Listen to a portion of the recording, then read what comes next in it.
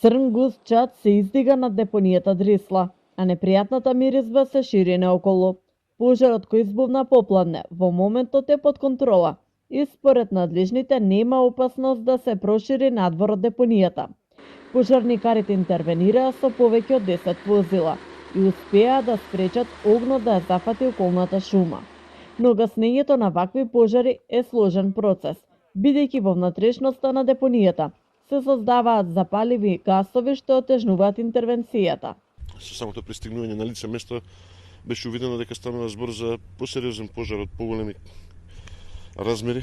Имаше опасност да се зафати околната борова шума која е во близина на самата депонија и да се предизвика дополнително шумски пожар кој што можеше да загрози понатаму и објекти кои се во близина. Така да првиот приоритет ни беше да направиме пресек, да не дозволиме проширување на пожарот на околната шума.